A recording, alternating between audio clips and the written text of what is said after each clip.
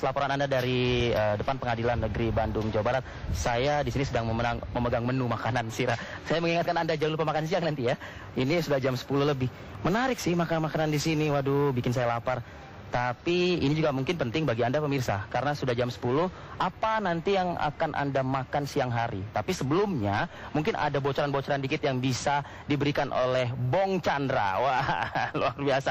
Apa kabar, Bong? Wow, luar biasa. Apa kabar? Wow, outstanding. Outstanding.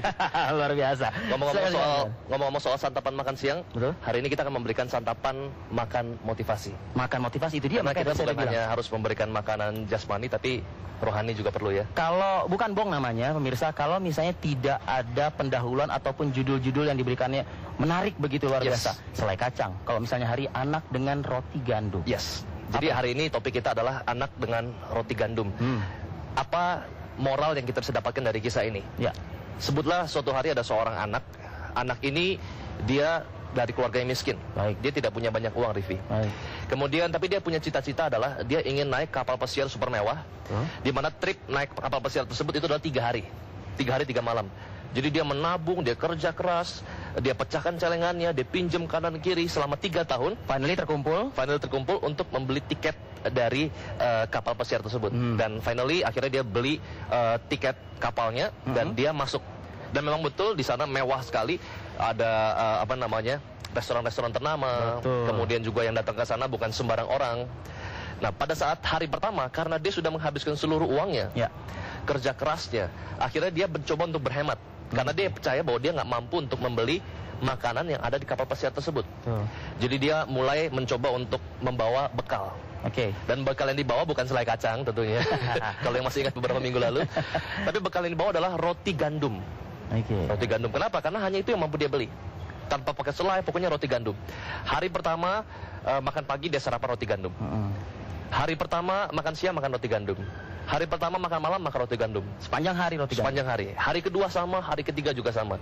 Di hari yang ketiga ada seorang petugas kapal pesiar. Dia perhatikan anak ini. Menyita perhatian si anak ini lah. Betul. Kan? Kok pakainya lusuh, tapi sementara semua orang kaya raya di sini kok makannya roti gandum. Pertama petugas pikir dia nyelonong masuk. Betul. Disamperin. Kamu punya tiketnya nggak? Ya, dengan dipikir penumpang gelap lah nih ya. Penumpang gelap. Kan? Akhirnya anak ini keluarkan tiketnya, Rivi. Nah, waktu dia keluarkan tiketnya, kemudian petugas kapalnya bingung. Loh, kenapa kamu punya tiketnya, tapi kamu kenapa nggak ikut makan? Kemudian anak ini bilang, ya karena saya nggak punya uang. Kemudian petugas mengatakan bahwa, hei anak, ya kamu tahu nggak kalau kamu bisa beli tiket dari kapal pesiar itu sudah include, sudah termasuk dengan makan 3 hari 3 malam di hotel bintang 5. Wow. Nah, apa moral dari kisah ini, Rivi dan pemirsa TV One? Seringkali dalam hidup kita sudah bayar tiketnya, tapi kita sendirilah yang merasa nggak layak untuk dapatkannya. Nah, apa yang saya maksud? Bagaimana caranya agar kita bisa buat diri kita layak? Yaitu dengan cara kita ask for more, berani untuk minta lebih. Berarti untuk minta lebih tentu saja untuk sesuatu yang telah kita bayar. Betul. Suatu hari saya ke Philippines, saya makan di satu Chinese. Bukan untuk mendukung timnas kan? Bukan. Saya makan di Chinese fast food. Ya. Dan saya makan menu yang sama setiap hari. Kemudian pada saat saya makan menu yang sama, nggak tahu kenapa di restoran tersebut saya selalu dapat free mineral water atau air putih gratis. Nah, kemudian setelah saya makan dapat air putih gratis, saya pikir itu kebudayaan Philippines. Waktu saya tinggal di Indonesia lagi, saya lihat bahwa di Indonesia ada restoran dengan merek yang sama yang ada di Philippines. Tapi waktu saya pesan, tapi saya nggak dapat minuman gratis. Itu bedanya. Tapi saya sama teman-teman saya iseng tanya, Pak, saya minta dong free mineral water atau air putih gratis. Tiba-tiba dikasih, Rivi. Jadi ada 100 orang yang makan di sana. Tidak ada satupun yang dapat minuman gratis kecuali kita. Kenapa? Karena kita minta. Karena kita berani ask for more. Seringkali dalam hidup kita seperti anak ini, kita sudah membayar tiketnya, tapi kita nggak berani minta lebih. Artinya bila mana memang kita tuh harus bisa mensyukuri atas apa yang sudah kita upayakan, kita sudah usahakan, dan kita bayar. Betul, yang kita bayar. Ini yang kadang-kadang suka miss begitu ya dari mereka. Yang memang sudah melakukan usaha semaksimal mungkin. Tapi lagi-lagi ada orang yang mengatakan gini, tidak sadar gitu ya Bong ya. Dia udah usaha nih. Ternyata sebetulnya tanpa disadari oleh dia sebetulnya sudah mendapatkan apa yang dia buah dari hasil usaha dia. Tapi dia tidak sadar atau mungkin dia berpikir lebih lagi daripada yang itu gitu. Betul. Kasusnya kan juga tentunya kan berbeda dong ya Bong ya. Betul sekali. Jadi memang pada kasus yang tadi saya sharingkan adalah orang yang sebenarnya sudah kerja keras, banting tulang, tapi dia nggak mendapatkan apa yang harus didapatkan. Padahal sebetulnya Dia layak untuk dapatkan. Jadi saya mau katakan kepada pemirsa TV One, saat ini dimanapun Anda berada, dimanapun kota Anda berada, saya mau katakan Anda layak. Asal Anda berani ask for more. Berani untuk minta lebih. Baik, ask for more seperti apa yang disampaikan oleh Bong, kita akan hadirkan lagi nanti Bong Chandra di segmen selanjutnya. Kita jeda dulu. Apa kabar Indonesia akan kembali saat lagi.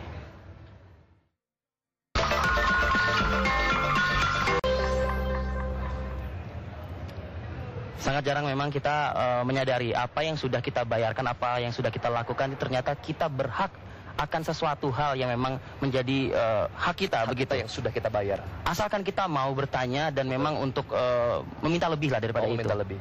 Bisa dijelaskan? Nah, sebelum saya lanjutkan lagi tentang ask for more atau meminta lebih, saya mau katakan bahwa meminta lebih itu setelah kita sudah give something. Betul.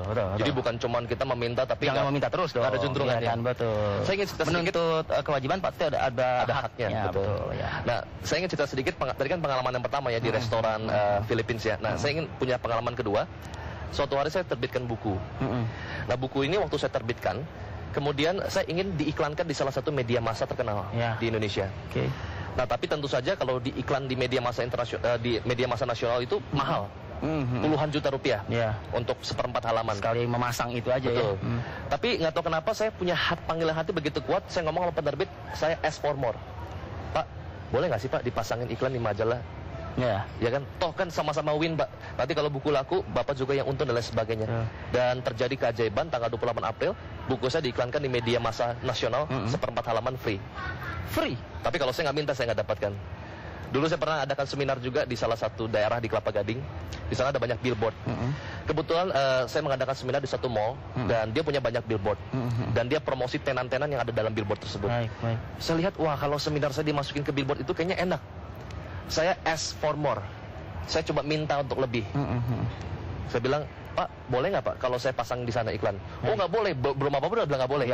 Tapi saya bilang, saya coba jelaskan dengan baik, coba diobrolin dulu dengan tim manajemen, dan ternyata akhirnya dimasukin 3 billboard selama 2 minggu dengan total sebaik kalau bayar itu 60 juta rupiah. Free. Lagi-lagi free. Asal kita benar-benar mau ask for more. Kenapa? Ingat, sebagai anak miskin tadi kita sudah bayar harganya, kita sudah bayar tiketnya, maka Anda layak. Dengan Anda mau untuk ask for more. Modal cuma satu, Pak Rivi. 1M. Mulut. Komunikasi. Betul. Bicara masalah komunikasi, ada juga yang ingin berkomunikasi. Oke. Silakan. Ini ada dari mana Mbak? Dengan Mbak siapa ini? Elsa. Apa kabar? Baik. Luar biasa jawabannya. Oke, silakan. Ada apa kabar? Silakan. Baik, luar biasa. Silakan. Ya. Mungkin ada yang ingin ditanyakan nih, Elsa. Iya ada. Kan tadi kalau dari ceritanya Pak Bong ya, itu kan sebenarnya dari cerita itu saya menangkapnya bahwa si anak itu tidak mengetahui bahwa dia mendapatkan tiket untuk makan gratis di hotel mewah. Berarti kan sebenarnya secara nggak langsung kok seperti kita ya di kehidupan nyata, khususnya saya di bagian marketing, kita tidak tahu bahwa ada peluang emas yang ada di depan mata kita. Menurut Pak Bong, bagaimana cara untuk mengetahui ada peluang emas di depan mata kita, dan bagaimana cara kita untuk mendapatkan peluang emas itu? Terkadang memang peluang emas itu kita miss ya, kita lewat begitu. Silakan Bang. Sebenarnya yang harus kita lakukan adalah kita harus jauh lebih peka. Ada seorang salah satu pemimpin agama, dia punya tempat desa itu hujan. Waktu dia hujan selutut, ada jemaatnya itu tolong dengan mobil truk. Nah, jemaat ini bilang, ayo selamatkan dirimu. Kemudian pemimpin agama ini bilang, kamu nggak punya iman, ya Tuhan pasti akan tolong saya. Akhirnya mobil truk lewat, banjir naik sampai sedada. Kemudian akhirnya jemaat coba naik perahu karet. Waktu naik perahu karet, kemudian akhirnya bilang, ayo pemimpin agama ikut dengan saya, nanti kalau nggak mati. Kemudian pemimpin agama bilang, kamu nggak punya iman, ya kamu pergi aja, Tuhan pasti selamatkan saya. Akhirnya naik sampai seleher. Begitu sampai seleher, kemudian jemaat pakai helikopter, Pak Rivi. Lempar tali. Ayo, selamatkan dirimu. Kamu kalau nggak mati. Kamu nggak punya iman. Saya pasti ditolong Tuhan. Sampai akhirnya naik. Yakinlah dia gitu ya. Yakin. Akhirnya dia meninggal. Nah, begitu dia meninggal di surga, ketemu dengan Tuhan. Kemudian dia tanya sama Tuhan. Tuhan, kenapa engkau nggak tolong? Padahal aku udah doa, beriman. Kemudian Tuhan tanya sama malaikat. Sebenarnya kamu udah tolong belum sih? Malaikat bilang, sudah tolong 3 kali. Loh, lewat siapa aja? Yang pertama lewat truk. Yang kedua lewat perahu karet, yang ketiga lewat helikopter. Sebenarnya peluang dan pertolongan dan kesuksesan bisa dalam bentuk apa saja, dalam bentuk apa saja. Jadi asal yang paling penting adalah kita harus lebih peka. Jadi yang harus Elsa lakukan adalah coba lebih peka lagi dan selalu bertanya, apakah ini peluang? Apakah ini yang terbaik untuk saya? Apakah saya layak dapatkan? Elsa pernah mendapatkan kasus seperti itu, miss dalam satu hal. Iya pernah. Apa? Pada saat apa? Jadi pada saat kita mengunjungi customer, sebenarnya kita kurang bertanya gitu sama customer. Kan kebetulan kan bidang saya marketing kan, jadi kita harus mengetahui lebih banyak gimana customer itu, backgroundnya. Tapi karena saya kurang bertanya, tiba-tiba saya salah bicara dan ternyata customernya tersinggung atau apa, akhirnya peluang emas lewatlah sudah. Atau jangan-jangan ketika customernya sudah beli produk kita, suami istri sudah beli, ternyata dia punya kerabat dekat yang juga mungkin butuh produk kita. Betul. Dan kita nggak bertanya. Betul. Akhirnya kita nggak dapatkan makan malam di hotel bintang 5 di atas kapal pesiar tadi. Padahal tiketnya sudah dibeli. Mungkin jangan ya, untuk Elsa lebih kepada harus lebih aware dengan banyak hal ya. Betul. Ketika menghadapi customer gitu, saya tidak tahu Bong, apakah memang kita harus bisa tidak hanya fokus kepada satu customer, harus kepada banyak pihak seperti itu mungkin. Betul juga. Dan selalu ingat ask for more. Selalu minta untuk lebih. Ingat modal kita cuma 1 M. Bukan 1 miliar, tapi mulut, ya, komunikasi. Karena kita punya nilai tambah seperti apapun, tapi kita nggak pernah komunikasikan, orang nggak bakal pernah tahu. Jangan berat mulut mungkin Elsa. Iya betul. Terima kasih Elsa ya. Terima kasih. Sukses ya. Terima kasih Pak Bong. Bong, kita nanti masih akan hadir lagi dengan topik, maksudnya dengan pembahasan topik ini itu lebih menarik lagi, dan ada mungkin contoh-contoh lain yang mungkin Bong bisa berikan. Kita jeda dulu Bong. Ya boleh. Apa kabar Indonesia akan kembali masih bersama Bong Chandra.